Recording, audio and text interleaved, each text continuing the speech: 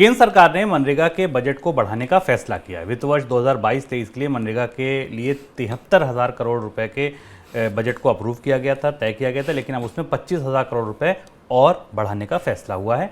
सरकार के इस फैसले से मनरेगा के तहत दिए जाने वाले रोजगार बढ़ सकते हैं और ग्रामीण अर्थव्यवस्था को इससे सहारा मिल सकता है। देश की अर्थव्यवस्था में खपत को लेकर भी अनुमान आ रहे हैं। उसमें कहा जा रहा है कि शहरी क्षेत्रों में तो मांग लौटी है, लेकिन ग्रामीण क्षेत्रों से मांग अभी सुस्त है। रिटेल और इलेक्ट्रॉनिक्स कंपनियों की तरफ से हाल में कहा गया कि बाजार में प्रीमियम उत्पादों की मांग बढ़ रही है, जबकि बजट उत्पादों की मांग घटी है। ऐसे में सरकार की तरफ से मनरेगा के बजट बढ़ाने से ग्रामीण मांग को सहारा मिल सकता है, मदद मिल सकती है। सर, अर्थव्यवस्था में रिकवरी के बाद भी सरकार को गांव की अर्थव्यवस्था को सहारा देने के लिए मनरेगा का बजट बढ़ाना पड़ रहा है, क्या संकेत है? शुभम, मनरेगा का बजट जब भी बढ़ाया जाता है या मनरेगा के लिए ज़्यादा फंड की मांग की जाती है तो ये भारत के रोजगार बाजार के डगमगाने या दरकने का सबूत होता है, क्योंकि मनरेगा अस्थायी रोजगार और संकटकालीन रोजगार की स्कीम है।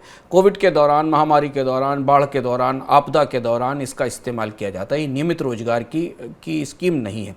फिर भी अभी जो हम ताज़े आंकड़े देख रहे हैं, हालांकि अक्टूबर में हमने देखा कि मनरेगा की मांग में कुछ कमी आई, पर शुभम जो ताज़े आंकड़े हैं वो बता रहे हैं कि लगभग 70 मिलियन लोग यानी 7 करोड़ लोग आज भी मनरेगा के रोजगार की लाइन में हैं।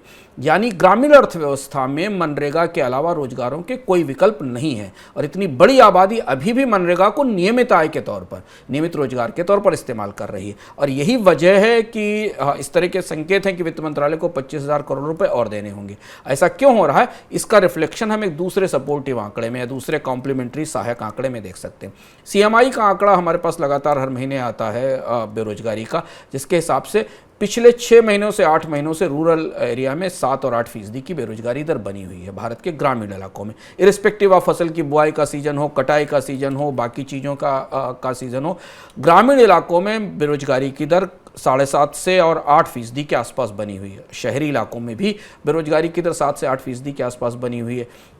और यही वो वजह है कि मनरेगा को ज़्यादा पैसे देने की ज़रूरत पड़ रही है और मनरेगा में रोजगार मांगने वालों की कतार लंबी है। इसके साथ यहाँ ये भी जोड़ना जरूरी है कि भारत में औसत मनरेगा के तहत मिलने वाले रोजगार की दिनों की संख्या घटकर 25, 26, 27 के आसपास आ गई है। यानी पूरा 180 दिनों का तो रोजगार मिलता भी नहीं है, एक महीने का, 2 महीने से ज़्यादा के रोजगार उपलब्ध नहीं है।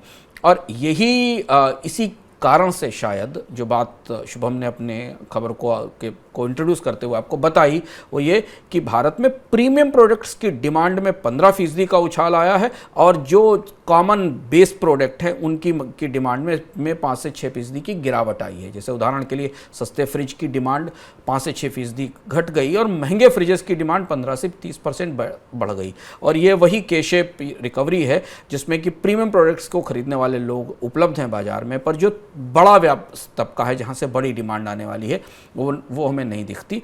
और ग्रामीण इलाकों में मनरेगा की मांग, जॉब की मांग बढ़ना, ग्रामीण इलाकों में बेरोजगारी बढ़ना, ये सबूत दे रहा है कि FMCG कंपनियां नाहक या बेकार परेशान नहीं हैं। उनके नतीजे जो हमने जिन पर कल विस्तार से चर्चा की थी कि उनकी वॉल्यूम ग्रोथ और वैल्यू ग्रोथ भी गिरी है, उनके नतीजे इस बात की ताकीद करते हैं, इस बात को सपोर्ट करते हैं कि रूरल एरिया से अभी डिमांड की वापसी नहीं हो रही और शायद इसी मजबूरी में सरकार को मनरेगा में ज़्यादा पैसा डालना पड़ रहा है। बिल्कुल।